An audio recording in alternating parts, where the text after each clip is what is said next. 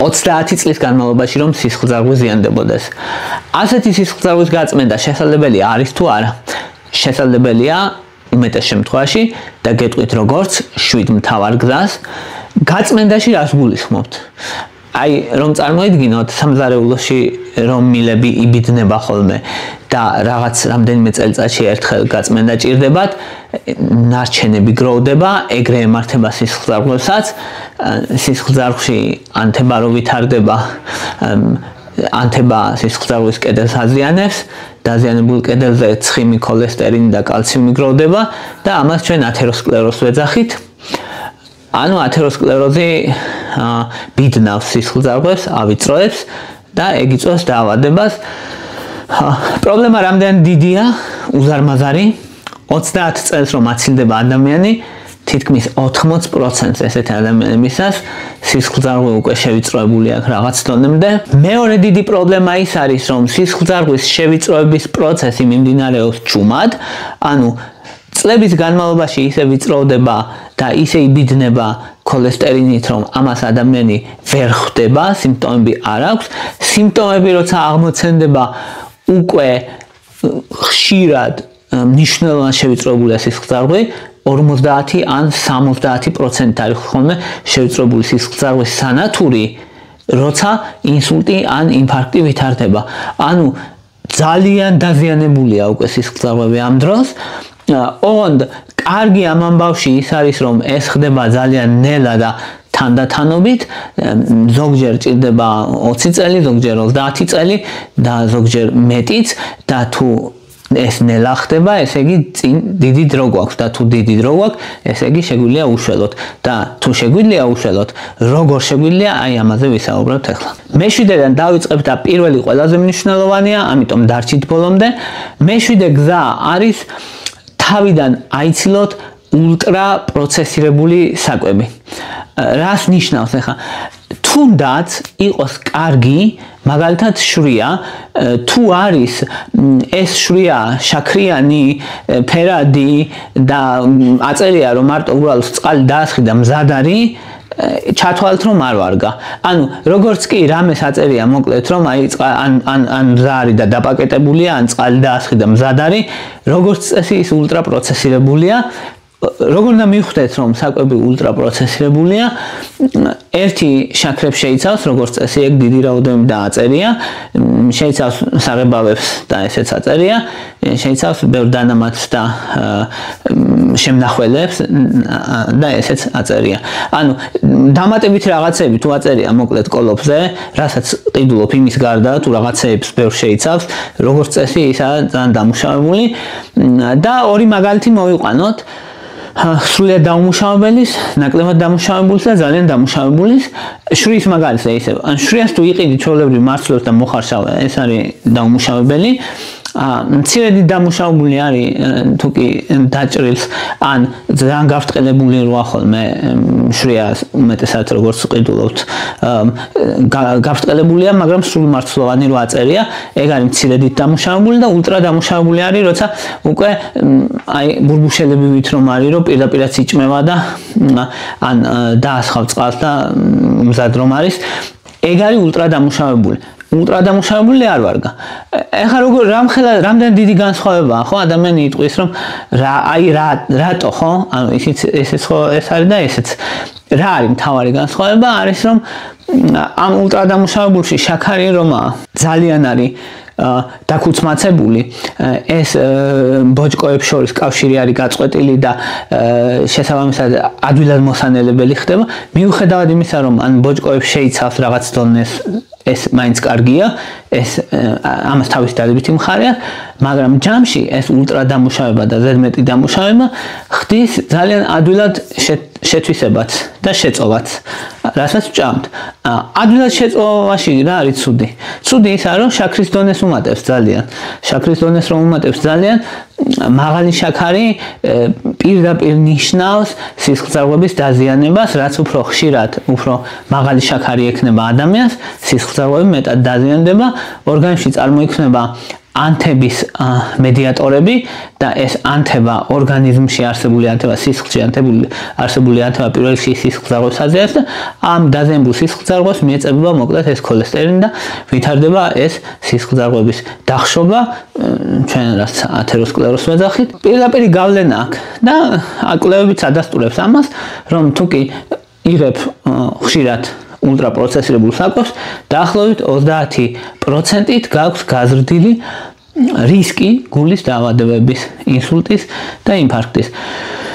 და საილუსტრაციოდ გლიკემიურ ინდექსში არის დიდი სხვაობა. მაგალითად, თქვენ თუ იყიდით ჩვეულებრივ შრის ფაფას, სრულმარცვლოვანს, ფაფის მოსამზადებას, რა თქმა უნდა, და მეორეს მხრივ უკვე ულტრაპროცესირებულს, რომელიც პირდაპირაც იჭმევა, გლიკემიურ ინდექსს გაუზომავთ, ანუ რამდენად ჩქარა მოუმატებს გლუკოზას ჩვენს ორგანიზმში, განსხვავება იქნება უზარმაზარი. აი, სრულმარცვლოვან შრიას დაახლოებით აქვს 40-დან 45-მდე გლიკემიური ინდექსი, რაც მიიჩნევა დაბლად. 40-45 100-დან, ანუ 100 ყველაზე მაღალი, 0 ყველაზე დაბალი. 40-45 მარცვლოვნებისთვის ძალიან კარგია. მაგრამ თუ იყიდი ულტრაპროცესირებულს და გაუზომო გლიკემიური ინდექსს, მას ექნება დაახლოებით 70, რაც ძალიან მაღალია. ყველა ხილზე უფრო მაღალია და უმეტესობა საკვებზე უფრო მაღალია, რასაც ყოველდღე ვჭამთ. ანუ შეიძლება იმ სახელით, რომ შენ ჯანსაღ რაღაცას ჭამ, რეალურად მიიღო ძალიან არაჯანსაღი შედეგი. ამიტომ ულტრაპროცესირებულ საკვებს მოვერიდოთ. მეექვსე ყველაზე მნიშვნელოვანი რისი გაკეთებაც შეგიძლიათ არის ომეგა-3-ის მიღება. ომეგა-3 რაში გვჭირდება ახლა? ერთი რომ ორგანიზმში ანთებას ამცირებს, ეს ძალიან მნიშვნელოვანია. მეორე რომ უჯრედების სტრუქტურის შექმნაში ღებულობს მონაწილეობას, განსაკუთრებით ნერვული უჯრედებისთვის, ან ტვინისთვის ძალიან მნიშვნელოვანია და არის ესეთი პრობლემა რეალურად, რომ ჩვენ გვაქვს ცხიმების სხვადასხვა სახეობები, მოკლედ.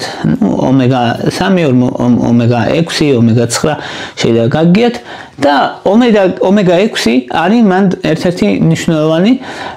რატო? ომეგა-6, როცა ადამიანი იღებს ბერს, წარმოქმნის ანთების მედიატორებს, ანთების მედიატორების შექმნაში იღებს მონაწილეობას. მაშინ როცა ომეგა-3 პირიქით ანთების საწინააღმდეგოა. ანთების საწინააღმდეგო მედიატორების წარმოქმნაში ღებულობს მონაწილეობას.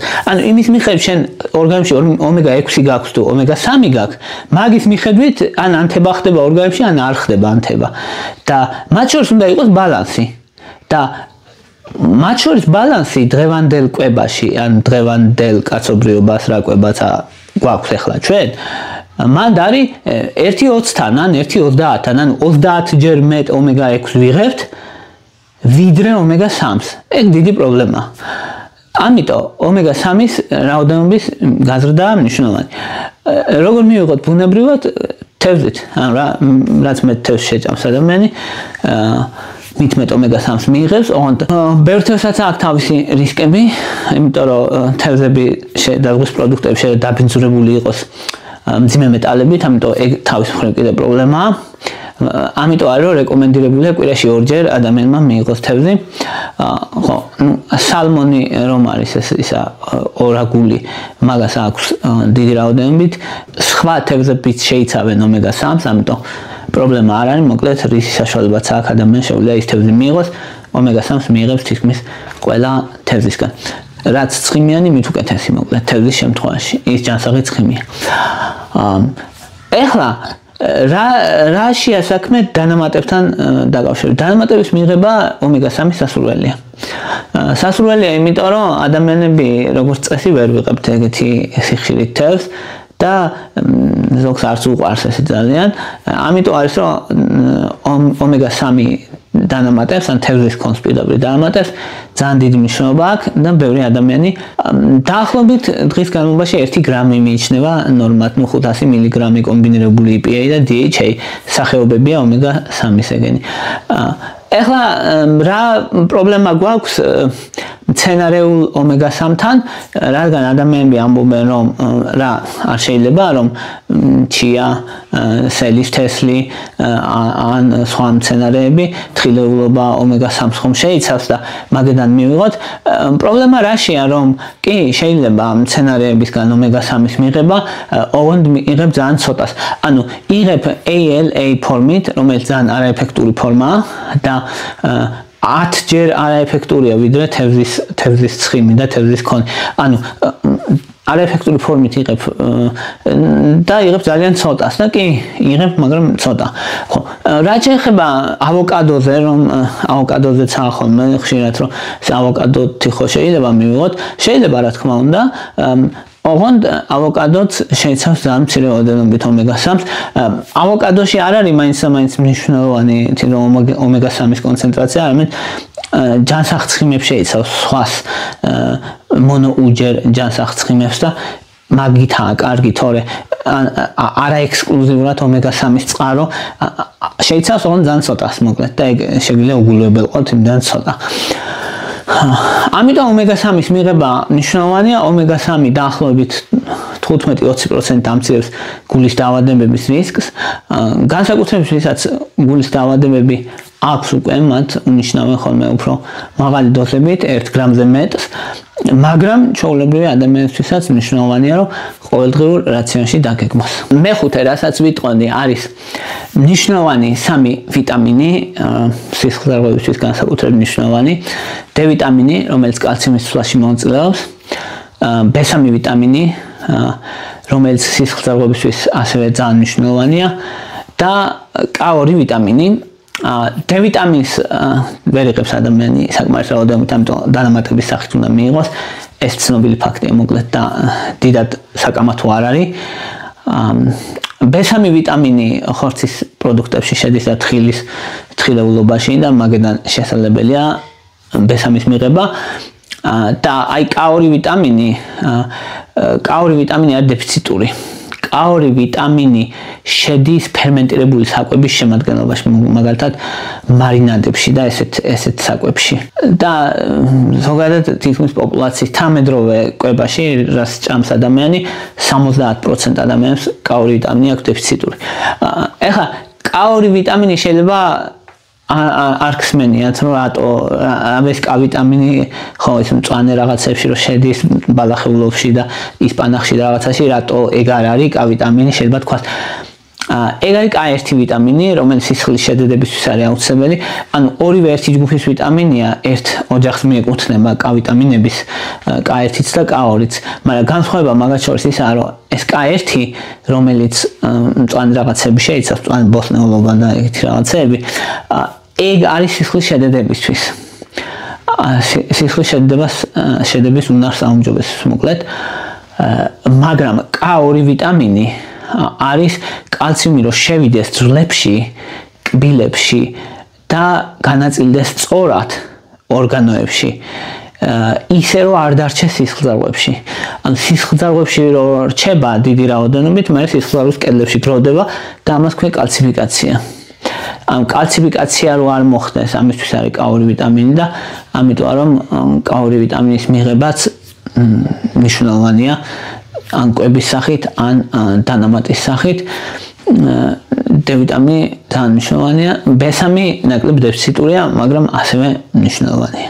მეოთხე, რასაც ვიტყოდი, არის ძილი. ძილზე ძალიან ბევრი საუბრობს, ძალიან ბევრი იწერება, ძალიან დიდი ინფორმაცია. ძილი არის უმნიშვნელოვანესი. დაახლოებით 6 საათი მინიმუმ უნდა ეძინოს ადამიანს. 8 საათი არის ოპტიმალური. ძილს დიდი როლი იმიტომ ენჭება, რომ როცა ადამიანს საკმარის რაოდენობით არ ძინავს, კორტიზოლი გამოიყოფა. კორტიზოლი არის სტრესული ჰორმონი. ეს სტრესული ჰორმონი, როცა ხანგრძლივად მომატებულია, იმუნური სისტემა არის შესუსტებული და იმუნური სისტემა რო შესუსტებულად მუშაობს, ადვილად ზიანდება მე ყველაფერი, მათ შორის სისხლძარღვებიც. ეგ პრობლემაა, ამიტომ ძილს ძალიან დიდი მნიშვნელობა აქვს. და შემდეგ მესამეს რაც ვიტყოდი არის ვარჯიში, ფიზიკური აქტივობა. ვარჯიშიც შეიძლება ძალიან დიდი ინფორმაცია, მაგრამ ამ შემთხვევაში მარტივად ვიტყვი როგორ ჯობია ივარჯიშოს ადამიანმა აერობული ვარჯიშებით, მაღალი ინტენსივობის ინტერვალური ვარჯიშებით და ძალისმიერი ვარჯიშებით, წონებითაც. ანუ ჩვენი დიდი კუნთების ვარჯიში, დიდი კუნთები არის ფეხის კუნთები მაგალითად, ან ეს კლავის კუნთები და ეს დიდი კუნთების ვარჯიშიც მნიშვნელოვანია. არ არის საკმარისი ზოგ შემთხვევაში თუ კი ადამიანს ახლა არიან ადამიანები, რომელსაც გადაადგილება უჭირს.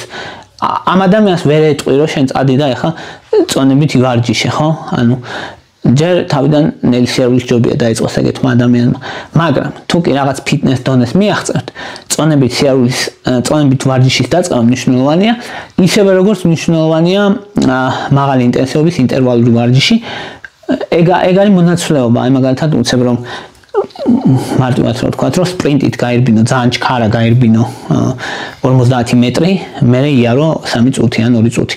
გაირბინო 50 მეტრი, იარო 3 წუთი. აი ეს უმონაცვლო, ეს 5-6 ჯერ გააკეთო ეგეთი რაღაც. ეს არის მაღალი ინტენსივობის ინტერვალური ვარჯიში.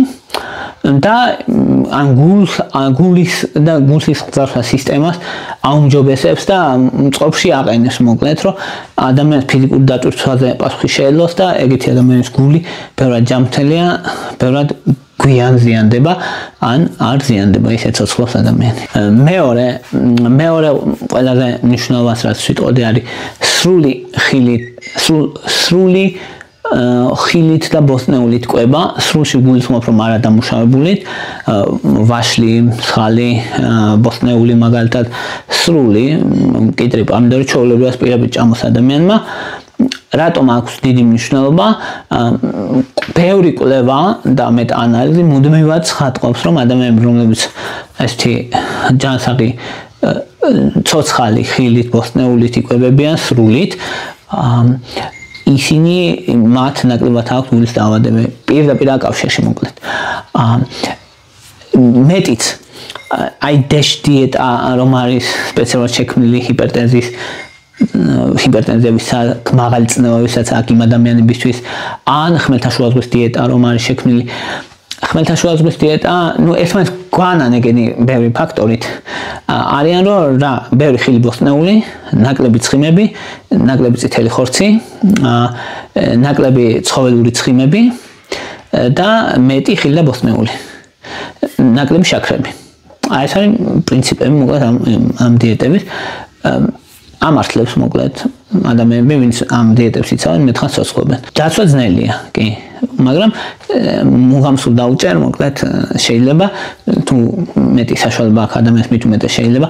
ზოგადად ახლა ეს ხმელთაშუა ზღვის დიეტა არ არის მაინც EFN დიეტა, იმიტომ რომ სუნაირნაირი კარგი ზეთის ხილები და ეს გადაუმუშავებელი ზეთის ხილი, ეს ზეთი მიიღოს ადამიანმა, მოკლედ ცოტა ძვირი ღირს, მაგრამ შეიძლება EFN ალტერნატივებს მოწმნა ყოველთვის და შეიძლება რომ მუდმივად ცოცხალ ხილზე ბოსტნეულზე გააკეთოს ადამიანმა აქცენტი. და პირველი და ყველაზე მთავარი, რასაც ვიტყოდი, ეს არის წონაში კლება. საილუსტრაციოდ შეგვიძლია ვთქვათ, რომ თუ გაქვთ ჭარბი წონა და დაიკლებთ სხეულის 10%, სხეულის მასის 10%, 100 კილოიანი ადამიანი თუ დაიკლებს 10 კილოს მოკლედ. 30%-ით შეგიმცირდებათ გულის დაავადების რისკი. 30%. ანუ ეს მედიცინაში არის უზარმაზარი შედეგი მოკლედ. ანუ სამ ადამიანს უნდა დამართნო და მესამეს აღარ დაემართება. მშვენიერი შედეგია მოკლედ რა, ანუ პირდაპირ სიცოცხლეს გადაარჩენ ეგეთი შედეგით და თუ ის შენ ხარ ის ბედნიერი, ხო, საოცრება. შესაბამისად, წონაში კლებას ამდენად დიდი მნიშვნელობა აქვს. წონაში კლება ზე არის ხოლმე კიდე რომ თქვათ დაიკლო მოიმატა ეგ ცუდია.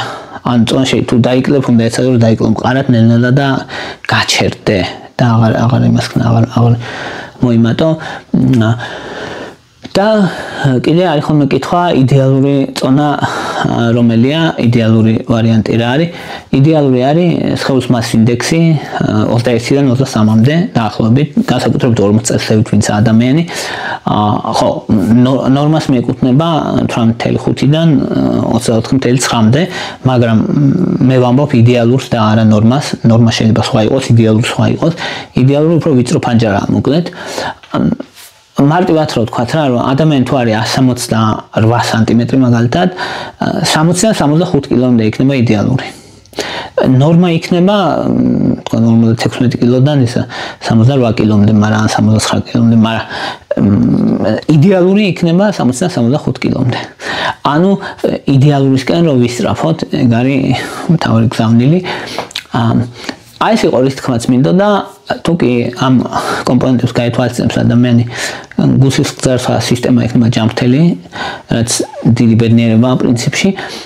მადლობა რომ მისმენთ, მადლობა რომ გაინტერესებთ, თუ მოგწონთ ჩემი ვიდეოები, დალაიქეთ, თუ მოგწონთ ჩემი არხი გამოწერეთ, მადლობა ინტერესისთვის.